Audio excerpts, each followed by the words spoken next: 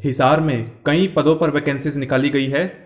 तो आज हम इस वीडियो में डिटेल से चर्चा करेंगे सभी की क्वालिफिकेशन के बारे में, कितनी पोस्ट निकाली गई है, कैसे आप अप्लाई कर सकते हैं।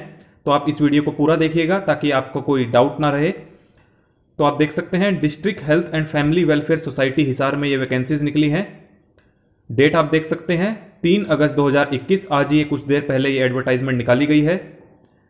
DHFWS Hisar invites application for filing up of various vacant posts under various schemes of NHM program for different health institutions of district Hisar purely on contract basis initially up to 31 मार्च 2022 और up to the date approved in NHM Haryana whichever is earlier। तो देखिए 31 मार्च 2022 या फिर कोई ऐसी date जो NHM Haryana द्वारा approve की जाएगी तब तक ये वैकेंसीज हैं, यानी कि ये कॉन्ट्रेक्चुअल बेसिस पर सभी वैकेंसीज हैं। तो पहली पोस्ट है मेडिकल ऑफिसर की। Name of scheme, name of post आप देख सकते हैं। नंबर ऑफ पोस्ट है टोटल 6, मेडिकल ऑफिसर की 6 पोस्ट है। कैटेगरी वाइज आप बाइफर्केशन देख लीजिए। और सैलरी होगी 50,000 रुपये पर मंथ। क्वालिफिकेशन क्या रखी गई है एमओ के लिए? MBBS from a recognised institute, तो MBBS होना चाहिए। साथ साथ registered with medical council of India या फिर state medical council of India होना चाहिए। और knowledge of Hindi up to matric standard होनी चाहिए। उसके बाद नेक्स्ट पोस्ट है आयुष मेडिकल ऑफिसर, यानी कि AMO की पोस्ट है। 3 वैकेंसीज हैं, मेल की और 1 है फीमेल की। पे स्केल है 18,750 रुपये प्रति माह और पे बैंड रहेगा इसका 9300 से 34,800। ग्रेड पे है 4800 रुपये। और एजुकेशनल क्वालिफिकेशन की बात करें, थोड़ा जूम कर देता हूं मैं। A degree in Ayurveda system of medicines from any university institutions recognized by the government। तो किसी भी मान्यता प्राप्त इंस्टीट्यूट से आयुर्वेद में जो है आपके पास डिग्री होनी चाहिए। Registered with board of Ayurveda and Unani system of medicine in Haryana, तो इस बोर्ड के साथ रजिस्टर्ड होना चाहिए। Hindi Sanskrit up to matric पढ़ी होनी चाहिए। और अगर बात करूं educational qualification for UMO, a degree in Unani Tibbia from any university, registered with board of Ayurveda and Unani, Hindi Sanskrit पढ़ी होनी चाहिए।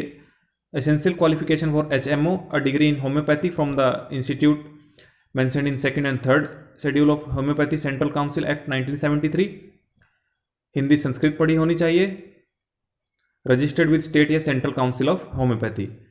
और अगर एसेंशियल क्वालिफिकेशन फॉर योगा की बात करें तो degree in BNYS from any university, registered with board of Ayurveda and यूनानी और हिंदी संस्कृत पढ़ी होनी चाहिए।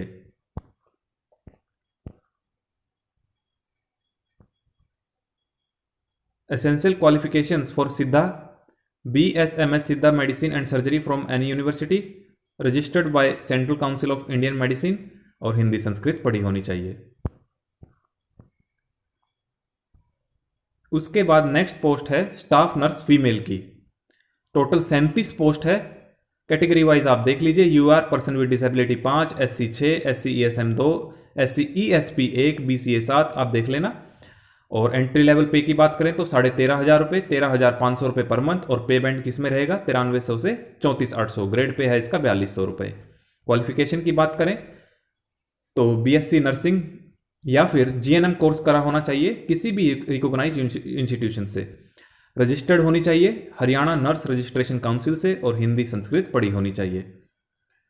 नेक्स्ट पोस्ट की बात करें तो ANM की पोस्ट है। 17 पोस्ट है। 9,840 रुपये आपकी सैलरी होगी। पे बैंड आप देख लेना 5200 से 20,200। ANM का कोर्स होना चाहिए। रजिस्टर्ड होनी चाहिए हरियाणा नर्स रजिस्ट्रेशन काउंसिल से। हिंदी संस्कृत पढ़ी होनी चाहिए। नेक्स्ट पोस्ट है फार्मासिस्ट की। टोटल 5 वैकेंसीज हैं। एंट्री लेवल पे की बात करें तो 12,500 रुपये प्रति माह। क्वालिफिकेशन 12वीं पास विद साइंस, और साइंस में क्या होना चाहिए फिजिक्स और केमिस्ट्री। डिप्लोमा होना चाहिए फार्मेसी में from recognised institute. Registered as pharmacist with Haryana pharmacy council under section 31। Desirable क्या है? Computer proficiency with familiarity of data management and commonly used packages like MS Word, PowerPoint and Excel. तो इन सब की knowledge होनी चाहिए। Hindi up to matric पढ़ा होना चाहिए। नेक्स्ट पोस्ट है ऑप्टोमेट्रिस्ट की। इसकी सिर्फ एक वैकेंसी है। 9,840 रुपये प्रति माह सैलरी है। डिग्री हो या फिर डिप्लोमा होना चाहिए ऑप्टोमेट्री में, 2 साल का एक्सपीरियंस होना चाहिए पोस्ट क्वालिफिकेशन के बाद, और हिंदी संस्कृत पढ़ी होनी चाहिए मैट्रिक तक। जोनल एंटोमोलॉजिस्ट एक ही वैकेंसी है, 13,830 रुपये सैलरी रहेगी। एमएससी इन जूलॉजी और हिंदी संस्कृत पढ़ा होना चाहिए। उसके बाद है अर्ली इंटरवेंशनलिस्ट कम स्पेशल एजुकेटर, एक वैकेंसी है, 16,090 रुपये सैलरी होगी।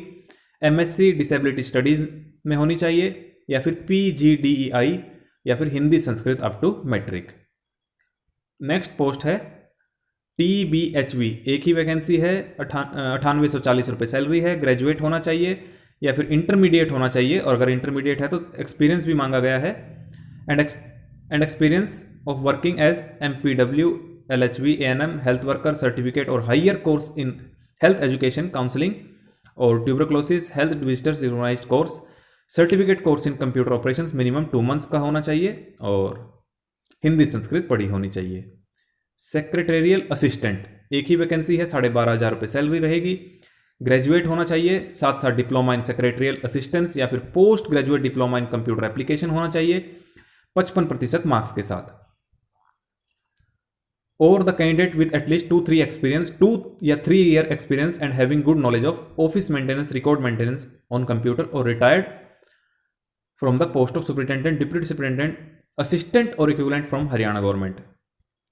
हिंदी संस्कृत पढ़ी होनी चाहिए। अगर देखिए आपको कोई दिक्कत आती है बाद में तो आप मुझसे कमेंट करके पूछ सकते हैं। नेक्स्ट पोस्ट है अकाउंटेंट की, एक ही वैकेंसी है, 12,500 रुपये सैलरी, पे बैंड 93 से 34,800, ग्रेड पे 3200, BCom मांगी गई है, ग्रेजुएशन मांगी गई है, 55% मार्क्स के साथ पास होनी चाहिए। Knowledge of tally ERP9 software यानी कि अकाउंटिंग सॉफ्टवेयर की भी नॉलेज मांगी गई है, और इसके लिए आपको सर्टिफिकेट भी दिखाना होगा कि आपने टैली ERP9 सीखा हुआ है या काम किया हुआ है। 1 ईयर पोस्ट क्वालिफिकेशन एक्सपीरियंस भी मांग लिया है अकाउंट्स डिपार्टमेंट में, 1 साल का एक्सपीरियंस होना चाहिए। हिंदी और संस्कृत आपने 10वीं में पढ़ी होनी चाहिए। नेक्स्ट पोस्ट है पैरामेडिकल वर्कर की, एक ही वैकेंसी है, 7580 रुपये मिलेंगे प्रतिमाह। हाई स्कूल या हायर सेकेंडरी का जो सर्टिफिकेट है वो होना चाहिए PMW ट्रेनिंग का, अगर ये नहीं है तो MSW या फिर BSc विद 3 साल का experience in field of health और वर्किंग नॉलेज ऑफ कंप्यूटर मांगी गई है। As as per service bylaws. Technician 10 post हैं, 11,170 रुपये मिलेंगे। रजिस्टर्ड B फार्मेसी या फिर D फार्मेसी, अगर ये भी नहीं है तो GNM होना चाहिए, अगर ये भी नहीं है तो BSc नर्सिंग होना चाहिए। Hindi Sanskrit up to matric होनी चाहिए। उसके बाद वैकेंसी है STLS की, एक ही वैकेंसी है, वो भी SC कैटेगरी के लिए, 7580 रुपये प्रतिमाह आपको मिलेंगे। क्वालिफिकेशन मांगी गई है ग्रेजुएशन, और उसके साथ साथ मांगा गया है डिप्लोमा इन मेडिकल लेबोरेटरी और equivalent from a government recognised institute. Permanent 2 wheeler driving licence भी होना चाहिए and should be able to drive 2 wheeler, अगर लाइसेंस है तो ड्राइव भी करेगा। Certificate course in computer operation minimum 2 months का, हिंदी संस्कृत पढ़ी होनी चाहिए, और 1 साल का एक्सपीरियंस भी मांग लिया गया है। डिविजनल बायोमेडिकल इंजीनियर की एक ही वैकेंसी है, 16,290 रुपये प्रतिमाह आपको मिलेंगे इस काम के लिए। Be in electronics instrumentation biomedical engineer with experience in biomedical field या फिर हॉस्पिटल, हिंदी संस्कृत आपने पढ़ी होनी चाहिए। Senior dots plus TB HIV supervisor की एक वैकेंसी है, जनरल कैटेगरी के लिए, 11,170 रुपये मिलेंगे। क्वालिफिकेशन मांगी गई है graduation, certificate course in computer operation minimum 2 months, permanent 2 wheeler driving licence भी मांगा गया है, अच्छी कम्युनिकेशन स्किल्स भी होनी चाहिए, वो भी किस में, लोकल लैंग्वेज में, और ट्रैवल का काम है। Hindi Sanskrit up to matric भी मांगी गई है। डिजायरेबल क्या बोला गया है, at least 2 years of work experience होना चाहिए या फिर 5 साल का एक्सपीरियंस होना चाहिए। Any public health programme in a supervisor capacity, अगर 2 साल का एक्सपीरियंस है तो वो RNTCP में आपका होना चाहिए। तो ये थी सारी वैकेंसीज, टोटल 88 वैकेंसीज की बात हमने अभी अभी करी है। नीचे इंपॉर्टेंट प्रोविजन इंस्ट्रक्शंस भी दी है, वो भी देख लेते हैं ताकि आपको कोई प्रॉब्लम ना हो। थोड़ा जूम कर देता हूं क्योंकि मुझे ही नहीं दिख रहा है साफ। Online application can be submitted, तो देखिए आपको इन वैकेंसीज के लिए ऑनलाइन एप्लीकेशन जमा करवानी है on health department Hisar web portal, website भी बता दी है हरियाणा हेल्थ हिसार.in, और कब से आप अप्लाई कर सकते हैं, 5 अगस्त से 16 अगस्त तक शाम 4 बजे तक। ₹200 पर applicant for every post in general category, तो जनरल वालों के लिए 200 रुपये फीस रखी गई है, और 100 रुपये फीस रखी गई है for every post in reserved category, तो रिजर्व वालों के लिए 100 रुपये, separately will be charged online, which will be non-refundable. Applicant has to apply online only. Post wise date, time and venue for written test, proficiency test etc. will be informed on web portal. तो देखिए date, time, venue, जब भी exam होगा सभी details आपको जो है website के माध्यम से दी जाएगी, तो आप वेबसाइट के साथ जुड़े रहना। After last date of submission of application form, तो जब आपकी जो लास्ट डेट है 16 अगस्त फॉर्म भरने की, उसके बाद आपको अपडेट देना शुरू हो जाएगी ये website. Written test, proficiency test, any other test if prescribed will be held for all the candidates appearing for the concern post. तो अगर देखिए किसी भी तरह का कोई टेस्ट लेना होगा तो आपको वेबसाइट के माध्यम से बता दिया जाएगा और सभी कैंडिडेट को वो एग्जाम देना होगा। Those candidates who are unable to get 40% or less marks in said test would not be shortlisted for further computer test। तो देखिए अगर कोई कंप्यूटर टेस्ट होना होगा तो वो तभी दे पाएंगे यदि आपके रिटन टेस्ट में 40% मार्क्स कम से कम आए होंगे। 4 times candidates of the post advertised will be shortlisted after written proficiency test on merit base and computer test for the concerned post। तो देखिए 4 गुना जो छात्र हैं, कैंडिडेट हैं, वो शॉर्टलिस्ट किए जाएंगे आगे की फर्दर की प्रोसेस के लिए। Those candidates who are unable to get 40% in computer test would not be shortlisted। तो कंप्यूटर टेस्ट में भी आपसे 40% मार्क्स की जो है उम्मीद रखी गई है। No written test, proficiency test, any other test will be held for the post of MBBS medical officer and specialist as per guidance। तो देखिए मेडिकल ऑफिसर के लिए कोई भी टेस्ट नहीं रखा गया है, तो ये बता देंगे कि किस तरह से आपका जो है सिलेक्शन होगा मेडिकल ऑफिसर की पोस्ट के लिए। इंटरव्यू ही होगा और कोई ऑप्शन बचता नहीं है। बाकी देखते हैं क्या ये प्रोसीजर रखते हैं। Full particulars along with contact number, email ID, postal address with pin code, passport size photo, signature, thumb impression and documents of educational qualification, proof of residence, salary slip etcetera should be uploaded online and must bring at the time of test interview. तो देखिए short में अगर मैं आपको बताऊं तो जो भी डिटेल्स इन्होंने मांगी होगी आपको भरनी होगी और सभी डॉक्यूमेंट्स आपके पास एविडेंस के तौर पे होने चाहिए जो भी आप डिटेल्स ऑनलाइन भरेंगे। Relevant post qualification experience, any state government, semi government, union territory, any government board, corporation will be considered। experience certificate should be supported with salary slip and to be uploaded। तो देखिए यानी कि एक तरह से अगर देखा जाए तो सरकारी ही एक्सपीरियंस मांगा गया है, कहीं पर यहाँ पर प्राइवेट तो नहीं लिखा है। और साथ साथ आपको सैलरी स्लिप का भी जो प्रूफ दिखाना होगा कि आपने उस संस्थान से सैलरी भी ड्रॉ की है। Photocopies of academic qualification and work experience etcetera shall be required to be produced at the time of test interview, और वो भी अटेस्टेड होने चाहिए। And original document should be available at the time of test interview for verification. If original documents would not be available at the time of interview, candidate will not be considered. तो देखिए आपको original document दिखाने होंगे जब interview रखा जाएगा। Preference will be given to the candidate residing in local area, district Hisar, and proof of residence, ration card, voter card, passport, driving license, Aadhaar card will be required. In case of married female candidate, after marriage residence proof will be considered for local area weightage। तो देखिए जो local candidate है उन्हें प्राथमिकता दी जाएगी selection में, अगर हिसार के हैं तो उन्हें प्राथमिकता दी जाएगी। अगर मैरिड कोई लड़की है, फीमेल है, तो उन्हें भी अपना मैरिज के बाद का जो है प्रूफ दिखाना होगा। If the candidate had done his her qualification diploma degree through distance mode, regular mode, then the university should be approved from Distance Education Council or Joint Committee of DEC, UGC, AICT as the case may be। It will be the responsibility of the applicant to produce the proof of approval। तो देखिए registered आपकी university होनी चाहिए। Date of advertisement should be considered for calculation of maximum age. तो आपको age limit भी बताई गई है। तो डेट ऑफ एडवर्टाइजमेंट जो मैंने आपको ऊपर बताई 3 अगस्त जो है वो आपकी मान्य होगी एज लिमिट कैलकुलेट करने में। तो एज लिमिट भी बताई गई है, मैं थोड़ा ठीक कर देता हूं स्क्रीन को। स्पेशलिस्ट डॉक्टर की जो है मिनिमम 18 वर्ष रखी गई, सभी की 18 वर्ष है मिनिमम, और मैक्सिमम की बात करें तो 65 साल की उम्र तक आप अप्लाई कर सकते हैं। एमबीबीएस डॉक्टर भी 65 वर्ष तक। अदर रिटायर्ड गवर्नमेंट सर्वेंट्स की बात करें तो 62 वर्ष तक, और अगर जो बाकी के स्टाफ है जैसे अकाउंटेंट था तो उनकी 42 वर्ष तक।